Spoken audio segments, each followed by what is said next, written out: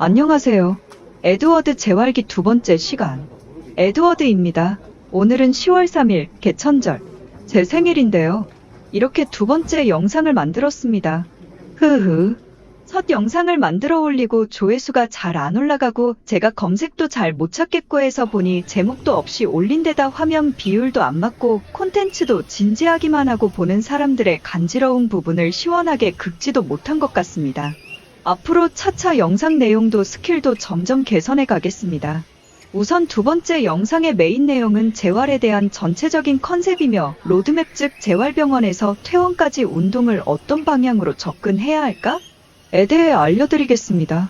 저는 아프기 전에 스마트워치를 왼손에 차고 있었는데 아프고 난 후에도 왼손목이 힘들어서 오른손목에 그것도 이빨을 손처럼 사용하더라도 스마트워치를 착용해 왔었습니다.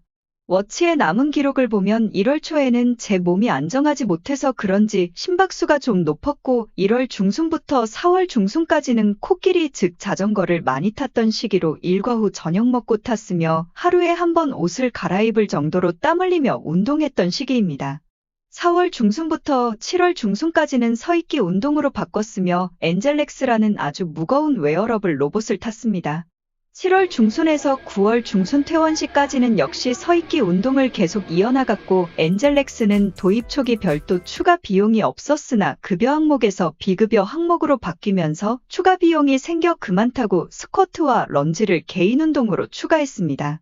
이번에 한 달간은 병실 안에만 있었고 한 달이 지나 12월 중순에서야 재활 시간을 제외하고는 처음으로 병실 밖으로 나갔고 복도에 있는 자전거를 타봤습니다. 그때까지 재활 시간의 이유도 모른 채 기본 브릿지 운동들을 종류별로 했었습니다. 이때는 궁금한 것도 없었고 그냥 운동 치료사 선생님이 시켜서 했었죠. 지나고 보니 저는 이처럼 브릿지, 자전거, 엔젤렉스, 스쿼트, 런지로 단계를 높여가며 꾸준히 체력을 키워나갔었습니다. 어떤 운동을 하든 체력 보강은 반드시 해야 하며 그 이유는 상실한 동작 수행 능력을 복구하기 위해 중앙조절센터 즉 뇌의 기능이 돌아와야 하고 그 조절 명령을 수행하기 위해서는 특정 근육의 근력이 필요한데 그 근력 강화에 필요한 운동을 하기 위해 적당한 체력이 필요합니다. 즉 특정 근력 운동을 하기 위해서는 기본적으로 체력 보강이 필요하다는 말입니다. 예를 들면 걷기 위해서는 중둔근이라 근육을 키워야 하며 중둔근을 키우기 위해 점점 난이도 있는 브릿지 운동 예를 들면 브릿지에서 건강한 발 들기 등을 수행해야 하는데 이 역시도 적당한 체력이 뒷받침돼야 할 수 있는 운동입니다. 참고로 제 주위에 걷기가 기능적으로 저보다 나은 환자분이 있었는데 체력이 모자라 두려워하거나 힘들어 하시는 분들을 많이 봐왔었습니다. 특히나 연세가 좀 있으신 분이나 여성분들은 더 심했고요. 그래서 저는 재활하실 때 체력 보강이 필수라고 말씀드리고 싶고요. 기본 브릿지, 자전거 운동만큼은 일과 후에도 꼭 하셨으면 합니다. 엔젤렉스도 계신 병원에서 운영한다면 비용이 좀 추가로 들겠지만 추천드리고요. 스쿼트, 런지는 하고 싶다면 안전을 먼저 확보하고 충분히 수행 가능한지 확인하고 하십시오. 별도로 영상을 제작해 자세히 설명을 드리겠습니다.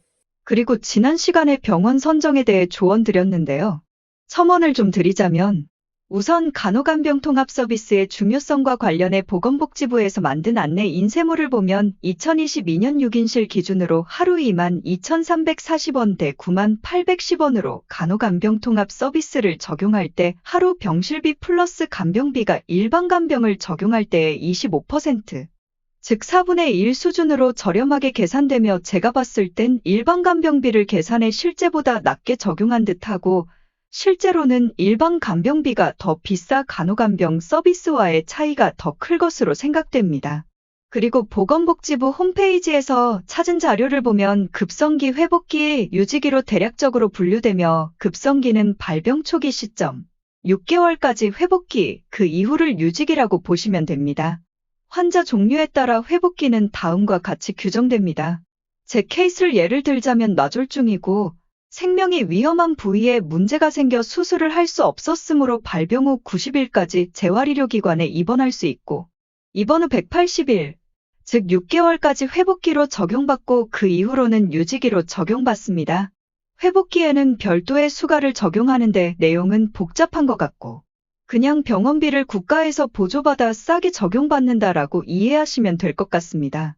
나중에 병원비에 대한 설명으로 영상을 한번 만들 테니 그때 한 번 더 설명드리겠습니다. 2023년 현재 회복기에 대해 집중 치료하는 재활의료기관들은 현재 53개로 다음과 같습니다. 오늘은 재활에 있어서 중점을 두어야 할 부분은 체력을 키우는 것이며 꼭 런지나 스쿼트와 같이 다소 위험한 운동을 하시라는 게 아니라 현재의 자기 수준에 맞추어 안전하지만 도움이 될 만한 운동을 직접 선정하거나 담당 치료사 선생님께 여쭤봐 정하고 꾸준히 해보시기 바랍니다. 첫 번째 영상에서 부족한 부분도 추가하였으니 재활에 도움되셨으면 합니다. 그럼 이번 시간도 마무리하겠습니다. 여러분 열심히 재활하세요.